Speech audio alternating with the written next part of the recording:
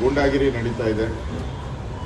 ಸ್ವತಃ ಮುಖ್ಯಮಂತ್ರಿಗಳೇ ಎಲ್ಲರನ್ನೂ ಕರ್ಕೊಂಡೋಗಿ ಸಭಾಪತಿಗಳ ಚೇಂಬರ್ಗೆ ಹೋಗಿ ಬಲವಂತವಾಗಿ ಸುಮಾರು 1 ಗಂಟೆಗಳ ಕಾಲ ಅಲ್ಲಿ ಬಲವಂತ ಮಾಡಿ ರಾಜೀನಾಮೆ ಪಡೆದಿರುವಂಥದ್ದು ಕರ್ನಾಟಕದ ವಿಧಾನ ಪರಿಷತ್ಗೆ ಒಂದು ರೀತಿ ಕಳಂಕ ಇದೆ.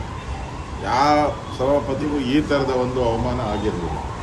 ಮೊದಲು ಕಾಂಗ್ರೆಸ್ ಲೆಟ್ರಡಲ್ಲೇ ಘೋಷಣೆ ಮಾಡಿರೋದು ದೊಡ್ಡ ಅಪರಾಧ. ಅದು ಸಂವಿಧಾನಕ್ಕೆ ವಿರೋಧವಾಗಿ ಸಂವಿಧಾನಕ್ಕೆ ಅಪಚಾರ ಮಾಡಿದ್ದಾರೆ. ಈಗ ಮತ್ತೆ ಈ ಸರ್ಕಾರ, ಕಾಂಗ್ರೆಸ್ ಸರ್ಕಾರ ಅಂದರೆ ಗೂಂಡಾ ಸರ್ಕಾರ, ಈ ಗೂಂಡಾಗಿರಿಯನ್ನು ಮಾಡಿ ಇವತ್ತು ಸಭಾಪತಿಯವರ ರಾಜೀನಾಮೆ ಪಡೆದಿರೋದು ಶೋಭೆ ಅಲ್ಲ. ಬೆಳಗ್ಗೆನೂ ಕೂಡ ನಾನು ಅವ್ರ ಜೊತೆ ಮಾತಾಡಿದೆ. 4 ಗಂಟೆಗೆ ನಮ್ಮ ಮುಖಂಡರ ಸಭೆ ಇದೆ, ಅದಾದಮೇಲೆ ನಾನು ತಿಳಿಸ್ತೀನಿ ಅಂತ ಹೇಳಿದೆ. ಆಯಿತು, ತಿಳಿಸಿ, ಅದಾದಮೇಲೆ ನಾನು ಯೋಚನೆ ಮಾಡ್ತೀನಿ ಅಂತ ಈಗಾಗಲೇ ಅವ್ರು ಅನೌನ್ಸ್ ಮಾಡಿದ್ದಾರೆ. 14ನೇ ತಾರೀಕು ನಾನು ಸದನಕ್ಕೆ ಬಂದು ಸದನದಲ್ಲಿ ಎಲ್ಲರಿಗೂ ಥ್ಯಾಂಕ್ಸ್ ಹೇಳಿ ಆಮೇಲೆ ನಾನು ರಾಜೀನಾಮೆ ಕೊಡ್ತೀನಿ ಅಂತ ವ್ಯಕ್ತ ಮಾಡಿದ್ದಾರೆ. ಏಕಾಏಕಿ ಹಿಂಗೆ ನುಗ್ಗಿ ಮಾಡಿರೋದು ನೋಡಿದ್ರೆ ಕರ್ನಾಟಕದಲ್ಲಿ ಯಾವ ಸರ್ಕಾರ, ಗೂಂಡಾ ಸರ್ಕಾರ ನಡೀತಾ ಇದೆ ಅಂತ ಅನಿಸುತ್ತೆ. ಗೂಂಡಾಗಿರಿ ನಡೀತಾ ಇದೆ.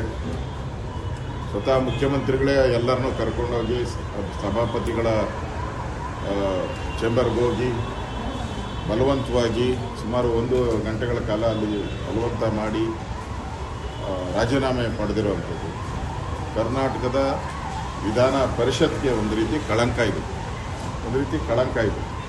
ಯಾವ ಸಭಾಪತಿಗೂ ಈ ಥರದ ಒಂದು ಅವಮಾನ ಆಗಿರಲಿಲ್ಲ. ಮೊದಲು ಕಾಂಗ್ರೆಸ್ ಲೆಟ್ರಡಲ್ಲೇ ಘೋಷಣೆ ಮಾಡಿರೋದು ದೊಡ್ಡ ಅಪರಾಧ. ಅದು ಸಂವಿಧಾನಕ್ಕೆ ವಿರೋಧವಾಗಿ ಸಂವಿಧಾನಕ್ಕೆ ಅಪಚಾರ ಮಾಡಿದ್ದಾರೆ.